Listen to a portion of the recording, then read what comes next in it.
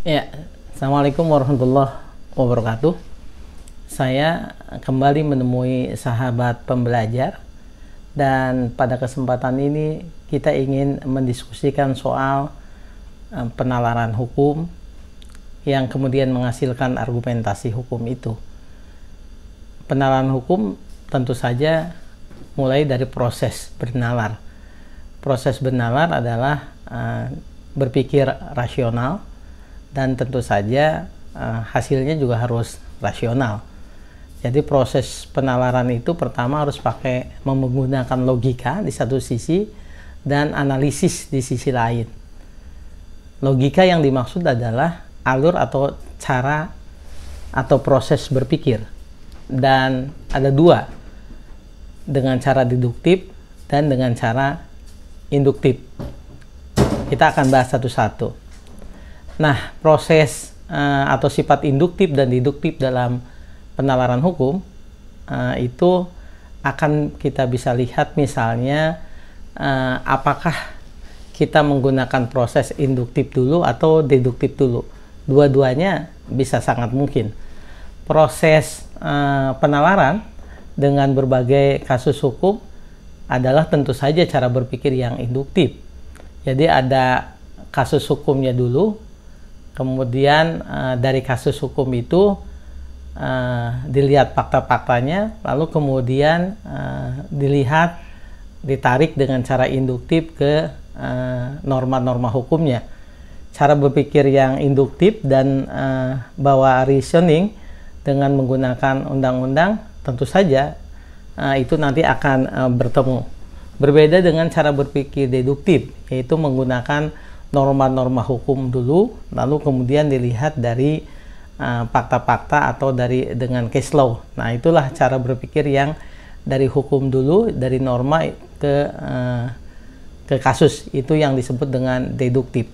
Kebalikannya adalah cara induktif.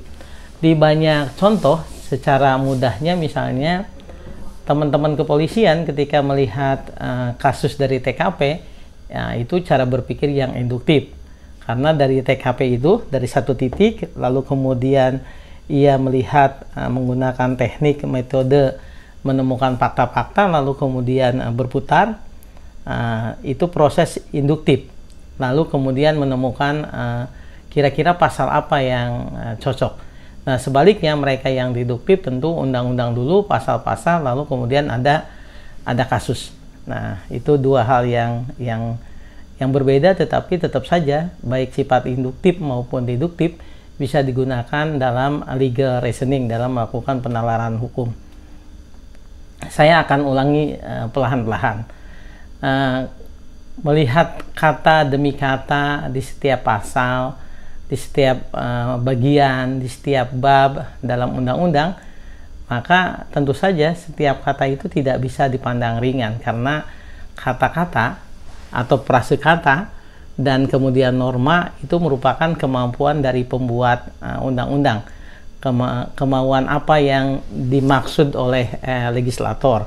Pihak legislator mungkin saja menyimpan dalam bayangannya itu ada kasus tertentu di dalam pikirannya, tetapi tetap saja ketika dikeluarkan di dalam norma itu akan berbentuk terminologi secara umum.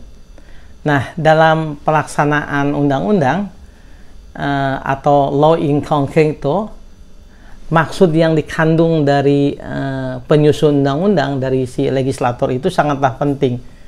Namun kata-kata yang digunakan baik dalam pasal-pasal, ayat-ayat, dalam kaidah tidaklah selalu cukup jelas dan mudah dimengerti ketika kita menemukan pasal itu. Bisa dibantu oleh catatan-catatan risalah sidang, oleh laporan-laporan dalam memori van Twellichting dalam penyusunan undang-undang. Sedikit dapat menolong, tapi acap kali kemudian itu tidak sepenuhnya bisa mampu menjelaskan apa maksud dari si pembuat undang-undang. Naskah di dalam RUU, di dalam RPP mungkin dapat menunjukkan hasrat, niat, tujuan dari si pembentuk undang-undang. Tetapi tetap saja sulit kita bisa menemukan keinginan yang pasti dari si legislator itu. Nah, untuk itu tentu saja dalam konteks ini saya akan mengatakan diperlukan keahlian dalam menafsir undang-undang untuk menyusun penalaran hukum melalui penafsiran terhadap undang-undang. Lagi-lagi dengan demikian dipandang bahwa penyusunan penalaran hukum berdasarkan penafsiran undang-undang dapat melibatkan, sekali lagi, cara berpikir deduktif. Apa yang dimaksud kira-kira oleh si penyusun undang-undang yang ada di dalam ayat, pasal, atau norma itu. Nah, karena yang ketetapan yang diambil dari kata-kata yang ada dalam undang-undang yang sifatnya umum itu, nanti dalam praktek hukum in concreto itu harus ditarik dalam satu kasus tertentu yang tentu saja spesifik. Sahabat pembelajar, bagaimana kemudian kita bisa menyebut misalnya contoh hakim pada saat bersidang itu kan menggunakan dua hukum sekaligus ya. Jadi hakim ketika bersidang itu menggunakan dua hukum sekaligus. Yang pertama dia menggunakan hukum acara. Nah, pada saat ini hakim selalu berusaha harus sesuai dengan hukum formal. Dan pada saat yang bersamaan tentu hakim juga harus berpikir problematis. Dia harus menggunakan penalaran praktis. Di samping ia taat pada hukum acara, misalnya kasus hukum pidana tentu harus taat pada hukum acara pidana, hukum perdata juga harus taat pada hukum acara perdata, hakim konstitusi juga harus taat pada hukum acara di Mahkamah Konstitusi. Nah, pada saat yang bersamaan, hakim juga harus menerapkan hukum material. Nah, pada saat itu, hakim juga harus menggunakan ketentuan-ketentuan hukum yang tetap, yang tepat untuk menangani kasus tertentu. Di sini karenanya kemudian hakim juga harus berpikir problematis dan harus menggunakan penalaran yang bersifat praktis. Jadi hakim pada saat yang bersamaan dia menggunakan hukum acara atau hukum formilnya, sekaligus juga menggunakan mencari hukum materialnya, dan pada saat yang bersamaan dia harus berpikir problematis untuk dengan menggunakan penalaran hukum yang bersifat praktis untuk menemukan hukumnya atau hukum in concreto. Sahabat pembelajar, saya kemudian jadi teringat pandangan dari Profesor Dr. Bagirmanan SHMC ya. Pak Bagir, kami menyebutnya, beliau mengatakan dengan sangat apik gitu dalam beberapa catatan di buku beliau yang mengatakan bahwa orang yang sekedar tahu hukum itu sangat berbeda dengan seseorang yang ahli hukum. Dan beliau membedakan orang yang sekedar tahu hukum, dia hanya mampu membaca peraturan perundang-undangan, itu bisa dibedakan dari orang yang ahli hukum. Orang yang ahli hukum, dia seberapa jauh pengetahuannya tentang sumber-sumber hukum. Dalam konteks ini tentu saja sangat penting bicara soal penalaran hukum dengan sumber-sumber hukum. Bagian ini akan saya jelaskan lebih lanjut, tetapi saya ingin menutup sesi pertama di pertemuan ini dengan mengatakan bahwa hakim ketika memutus perkara hukum, kemudian pengacara ketika mengargumentasikan pendapatnya tentang hukum, kemudian ahli hukum ketika melakukan penalaran hukum, jaksa ketika mengargumentasikan pendapatnya tentang kasus itu menjadikan sumber hukum bagi mereka sangatlah penting. Nah, jauh penting dari itu semua dalam konteks penalaran hukum, saya mengatakan di berbagai kesempatan pertemuan pertama dan kedua kuliah kita ada 5 langkah dari Kenneth J. Van de Velde yang secara epistemologis menyebutkan bahwa penalaran hukum itu meliputi 5 langkah. Apa saja langkahnya? Di pertemuan kemarin kita sudah sampaikan, tetapi tidak sistematis. Saya ingin sebutkan 5 langkah dari penalaran hukum menurut Kenneth J. Van de Velde. Seorang mahasiswa bertanya kepada saya, bagaimana Bapak ketika ada kasus polisi kemudian salah menerapkan pasal atau bahkan mungkin terjadi peradilan sesat. Saya mengatakan itu seharusnya tidak terjadi kalau polisi ketika menyusun argumentasi hukum untuk menentukan kualifikasi pasal apa yang diterapkan dalam kasus tertentu, ia harus menggunakan 5 langkah. Apa saja 5 langkah itu? Yang pertama, mengidentifikasi sumber hukum. Jadi sumber-sumber hukum apa yang bisa diterapkan untuk kasus.